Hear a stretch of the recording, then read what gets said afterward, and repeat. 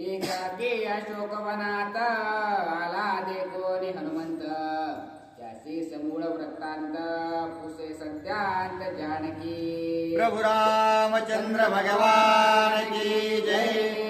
असं असणार त्या ठिकाणी माता सीता अशोक वृक्षाच्या असणाऱ्या खाली बसलेले आहेत आणि हनुमंतरायाने पहिल्यांदा आपली ओळख पटावी म्हणून मुद्रिका माता सीतेकडे टाकली आणि टाकल्यामुळं असणार त्या मुद्रिकाला कोण घेऊन आलंय असं म्हणून ज्यावेळेस माता सीतेने असणारे विचारलं त्यावेळेस असणार हनुमंतराय समोर आलेले आहेत आणि एकाएकी असणार हनुमंतराय आपल्या समोर प्रकट झालेले आहेत आणि ते प्रभू रामचंद्राचा दास आहे असं म्हणतात. मग यांचा असणाऱ्या प्रभू रामचंद्रासोबत कशा प्रकारे नातं जोडलं हा जो सर्व वृत्तांत आहे तो कशा प्रकारे असणारा झाला असं माता सीता हनुमंतरायाला विचारतात. मज वनवासी असता तय तू नवतासे हनुमंता, तेजालासी तू आता निज वृत्तांता सांगावे. आणि हे हनुमंतराय मी ज्यावेळेस प्रभू रामचंद्रासोबत असणाऱ्या वनवासात होते तोपर्यंत तरी असणार तुम्ही मला कदाकाळी त्या ठिकाणी दिसला नाहीत. मग निश्चित असणारा तुमचं जे काही मैत्री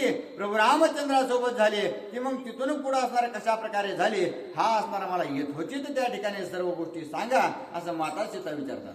कैसे निराम देखील द्रष्टे तू रामासे कैसे निभेटे, कैसा कैसा केली या गोष्टी जेने पोटे अतिप्रीती. आणि अशा प्रकारे असणाऱ्या हनुमंतराय तुम्ही कसं असणाऱ्या प्रभू रामचंद्रांना पाहिलं भेटल्यानंतर आमचा असणारा तुमच्यामध्ये कशा प्रकारचा असणारा संवाद झाला आणि तुमच्या दोघांमध्ये एकमेकांमध्ये अत्यंत प्रेम कशा प्रकारे असणारा वृद्धिंगत झालं हा वृत्तांत मला सांगा. कैसा बाणला तो वचनार्थ साधा वया श्रीराम कार्यार्थ, हनुमान प्राणेचे साह्यभूत तो गुह्यार्थ मज सांगे. आणि कशा प्रकारे प्रीती तुमची आणि प्रभू रामचंद्राची वाढली तुमच्यामध्ये असणाऱ्या एकमेकाला कोणत्या विषयी भाषण झालं आणि पुन्हा तुम्ही असणारा माझा शोध करण्यासाठी प्रभू रामचंद्राच्या सहकार्यात कसे सम्मिलित झालात या गोष्टी मला सांगा. श्रीराम भेटलिया कैसे सुख, श्रीराम वचने कैसे पियुख, श्रीराम संगे कैसा हरिख योग परिपाक मज सांगे. आणि प्रभू रामचंद्र भेटल्यानंतर कशा प्रकारे असणाऱ्या सुखाची प्राप्ती होते. प्रभू रामचंद्राच्या मुखातून असणाऱ्या काही अक्षरे ऐकल्यानंतर त्या असणाऱ्या वचनाचे अमृत प्राय असणारा अशा प्रकारे चव असणारी तुम्हाला कशा प्रकारे मिळाली आणि हा असणारा सुखाचा जो काही सोहळा तुम्ही अनुभवला आहे तो पूर्णतः मला सांगा अशा प्रकारे माता सीता त्या ठिकाणी बोलू लागले. श्रीरामाचे ठाण माना रूपरेखा गुण लक्षणा, कैसा आहे लक्ष्मणा जीवितचे कोण मज सांगे. आणि तुम्ही प्रभू रामचंद्राचे आप्त म्हणविता प्रभू रामचंद्राचे मित्र म्हणून सांगतात तर प्रभू रामचंद्राचा असणारा ठाण मान गुण लक्षण हे कशा प्रकारे आहे आणि त्याचबरोबर लक्ष्मणजी सोबत असणार तुमची मैत्री झालेली आहे आणि त्याच्यामुळं लक्ष्मणजी देखील असणारे कसे आहेत हे असणारा मला समोर सांगा अशा प्रकारे माता सीता त्या ठिकाणी हनुमंतरायाला विचारतात. ऐकता श्रीरामाची कथा दुःख शोक नाथवे चित्ता, निमे संसार भय व्यथा कथा ऐकता आनंद.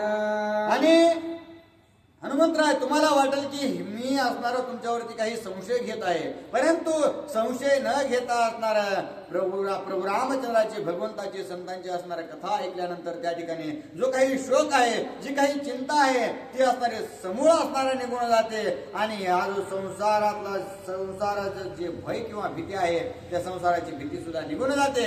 म्हणून असणारा मी तुम्हाला प्रभू रामचंद्रासोबत झालेल्या गोष्टींच्या असणारा विचारपूस करत आहे अशा प्रकारे माता सीता हनुमंतरायाला बोलतात.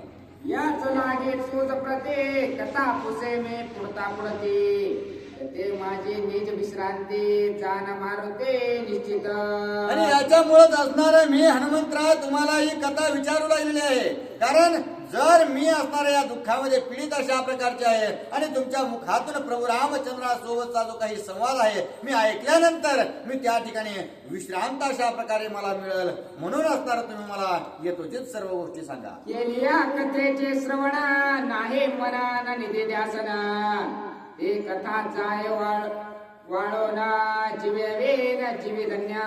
परंतु हनुमंतराय तुम्ही मला कथा सांगाल आणि सांगितल्यानंतर असणारा मी ती असणारा अत्यंत प्रेमपूर्वक प्रीतीपूर्वक मी माझ्या हृदयात साठवणार आहे आणि त्याच गोष्टीचं असणारं चिंतन म्हणून मी करणार आहे. आणि माता सीता हनुमंतरायाला सांगू लागल्या, जर कथा ऐकली आणि त्या कथेतून उठून गेल्यानंतर त्या कथेमध्ये काय झाले, काय असणारे घेण्यासारख्या उपयुक्त अशा प्रकारच्या गोष्टीत आपण कोणत्या गोष्टीचा अंगीकार केला पाहिजे, हा जर विचार असणारा कथेतून उठून गेल्यानंतर नाही केला तर जशा प्रकारे असणारा धान आपण असणारं पीक पेरलं आणि त्याला नाही पाणी दिलं की ते जशा प्रकारे जसं वाढून जातं तशा प्रकारे इथं बसून जर कथा ऐकून पुन्हा जर मनन निधी ध्यासन नाही केलं तर त्या कथेचा ऐकलेला काहीही उपयोग होत नाही. अशा प्रकारे असणारा माता सीता त्या ठिकाणी हनुमंतरायाला बोलतात. श्रद्धे श्रीराम कथा श्रवणा ऐकते त्यांचे निज महिमाना मनने मन होय उन्मना अहम विरोना होय सुगमा. आणि असं असणारं प्रभू रामचंद्राची कथा ऐकल्यानंतर त्या ठिकाणी भाव आणि प्रीती जी आहे ते भगवंताबद्दल वाढते. आणि पुन्हा मनन जर केलं, निधी ध्यासन जर केलं तर त्या ठिकाणी असणारं उन्मन म्हणजे असणारं त्या ठिकाणी प्रभू रामचंद्रमय आपली वृत्ती होते. ज्ञानाची वृद्धी झाल्यानंतर भगवंताचा अनुभव यायला लागतो आणि त्याच्यामुळं भगवंताची जवळीक वाढते. अशा प्रकारचे असणारे निधी ध्यासनाची आणि मननाची असणारी कीर्ती आहे. चित्त ते होय चैतन्य बुद्धे समसाम्य समाधान कर्मची होय ब्रह्मपूर्णा इंद्रिया चराणा चिण मात्र.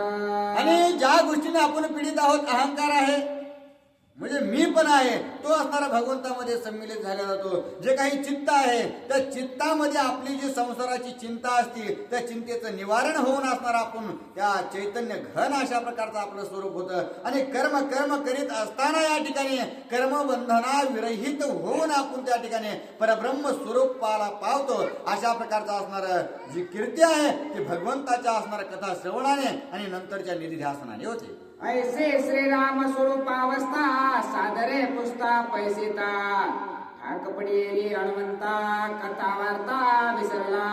आणि अशा प्रकारे असणार अत्यंत आदरपूर्वक माता सीता हनुमंतरायाला बोलू लागले आहेत. आणि बोलत असतानाच माता सीता आपल्याला काय सांगतात किंवा काय असणारे विचारू लागले आहेत हे असणार प्रीतीपूर्वक ऐकत असताना हनुमंतराय अत्यंत स्तब्ध होऊन ऐकू लागलेले आहेत. धन्य धन्य हनुमंताचे ज्ञान करिता श्रीरामाचे कीर्तन आठव विसराते गिळून सावधान सोय झाला. आणि अशा प्रकारे प्रभू रामचंद्राचं नित्य हरिकीर्तन प्रभू रामचंद्राच्या नामाचा गजर हनुमंतराय करतात. आणि त्याच्यामुळे धन्य अशा प्रकारचे हनुमंतराय आहेत. आणि त्याच हनुमंतराय असणारा नामसंकीर्तन करीत असताना जो काही आपण कोणत्याही गोष्टीचं दुःख होण्याचं कारण एक असतं की मागच्या गोष्टी असणारा आपण आठवतो आणि तोच असणारा जो काही आठव आहे तो विसरण्याचं कार्य हनुमंतराय करू लागलेले आहेत. परंतु तो आठव असणारा आता माता सीतेला सांगण्यामुळं तो असणारा जागृतीमध्ये येऊन हनुमंतराय काय सांगू लागले. सीता पुसे श्रीराम कथा तेची श्रीराम स्वरूप संस्था हनुमंत होय सांगता यथार्थता स्वरूप. आणि माता सीतेने असणारा प्रभू रामचंद्राच्या स्वरूपाबद्दल असणारा विचारलेला आहे आणि तेच स्वरूप हनुमंतरायाने जशा प्रकारे अवलोकित केलं तेच असणार आता माता सीतेला ते सांगतात. लक्ष्मणाचे निज लक्षण ठाण मान गुण लावण्य मूळ सांगे आपण सावधान अवधारा. आणि आता लक्ष्मणजी देखील ज्या असणारा जशा प्रकारे त्यांचं ठाण मान गुण लावण्य असणारं लक्षण आहे ते सुद्धा असणारं येतोचित हनुमंतराय माता सीतेला सांगू लागलेले आहे. सांगावया श्रीराम कथा उल्हास हनुमंताच्या चित्ता कोणी सीतेची सादरता होय सांगता स्वानंदी. आणि अगोदरच हनुमंतरायाला असणारा प्रभू रामचंद्रांची अत्यंत गोडी आहे. प्रभू रामचंद्राबद्दलचा असणारा अतिव प्रेम हनुमंतरायाच्या हृदयात आहे. आणि त्यातील त्यात असणारा माता सीतेने पुन्हा प्रभू रामचंद्राच्या गुणगौरवाची असणारी मागणी केली. त्याच्यामुळे अत्यंत आदरपूर्वक मागणी केल्यामुळं हनुमंतराय प्रेमपूर्वक सांगू लागले. श्रीराम रूपे आणि स्वरूप रूपे जिंकिला कंदर्प तो रूपेची ना रूप चित्स्वरूप श्रीराम. आता प्रभू रामचंद्राचं जर स्वरूप पाहायला गेलं तर प्रभू रामचंद्राच्या स्वरूपासमोर कुणाचंही असणारं स्वरूप त्या ठिकाणी लोकून जातं. तशा प्रकारे मदन हा सगळ्यात सुंदर मानला जातो. परंतु तो मदनाचाही असणारा गर्व घालवण्याचं काम प्रभू रामचंद्राच्या स्वरूपात आहे. आणि तेच प्रभू रामचंद्र आत्मस्थितीने जर पाहिलं तर त्यांना असणारं स्वरूपच नाही, ते अरूप अशा प्रकारचे नाही. कारण रूप नाही त्याची ठेवलेली नाव लटिकाची भ्रम वाढविला. कारण त्याला अनुभवाची असणारी भगवान प्रभू रामचंद्र असणार अनुभवाची गोष्ट आहे, ती असणार बघण्याची गोष्ट नाही. मग अशा प्रकारे स्वरूप जरी सगुण स्वरूपाची हे असणारी कीर्ती हनुमंतरायांनी सांगितली आणि निर्गुण निराकाराची सुद्धा असणार स्वरूप त्या ठिकाणी सांगितलेलं आहे. श्रीराम राजे वलोचना जगाचे नयनाचे नयना परी तो देखना डोळे विना देखणे पान हे जानकी. आणि प्रभू रामचंद्र असणाऱ्या दृष्टीने गोचर स्वरूपाने जर पाहिलं गेलं तर प्रभू रामचंद्र एकदम कमलाच्या असणार, कमळ जशा प्रकारे असतं तशा प्रकारचे त्यांचे डोळे आहेत आणि दैदिप्यमान असणारी दृष्टी त्यांची आहे. परंतु त्यांची जर खरी दृष्टी आपल्याला जर पाहायची असली तर ती असणार आत्मानुभवाने पाहायला पाहिजे आणि तीच असणारी त्यांची खरी दृष्टी आहे असं त्या ठिकाणी माता सीतेला हनुमंतराय बोलतात. दृश्य देखणे हे तव गौणा श्रवणांत देखणे नयना देखण्यास देखणे पणा श्रीराम पूर्णा देखतसे. आणि अशा प्रकारे प्रभू रामचंद्र कसे आहेत, डोळ्याने पाहण्यापेक्षा जे गुरुने असणारा आपल्या कानामध्ये जे काही अमृत टाकलेलं आहे, जे काही ज्ञान ओतलेलं आहे, त्या ज्ञान दृष्टीने ज्या वेळेस असणार आपण भगवंताकडे पाहू आणि त्या पाहिल्यानंतर असणार जे आपण पाहायला गेलो त्या पाहण्याच्या पलीकडचं सुद्धा असणारा भगवंत आपल्याला दाखवतात आणि तेच परब्रह्म स्वरूप अशा प्रकारचं आहे.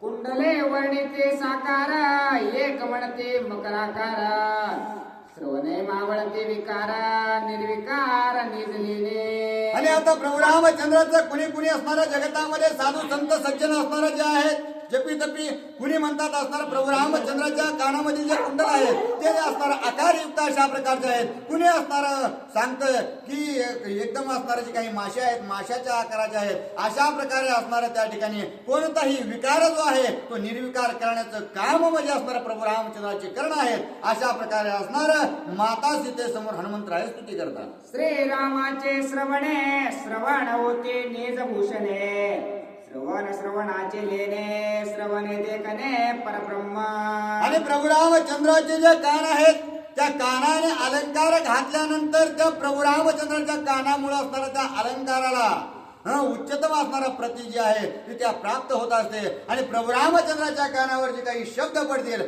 तीच शब्द असणार या ठिकाणी जगतामध्ये प्रचलित अशा प्रकारे होतात. इतकं महानतम असणारं कार्य प्रभू रामचंद्राच्या कर्ण रंध्राद्वारे होत आहे.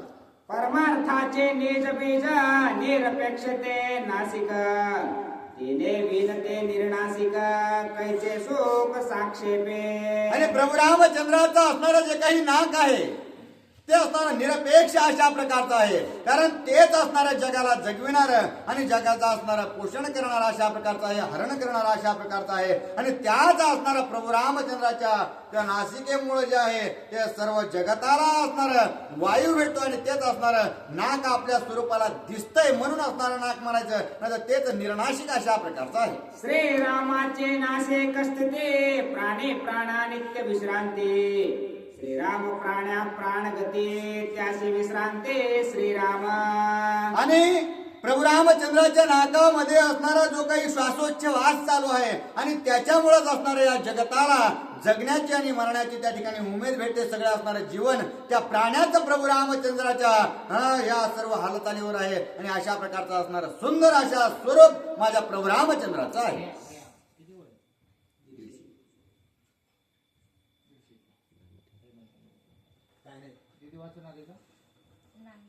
महाराज महाराज हे रावण नाही त्याला सगळे पुढे ऐकू येऊ आला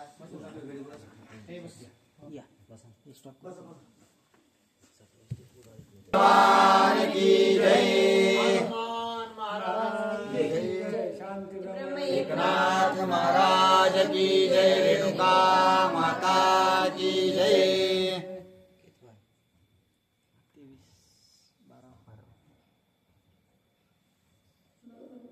श्रीरामाचा मुख शशांक नित्यानंदा निष्कालंक ब्रह्मादी देव जीवनी.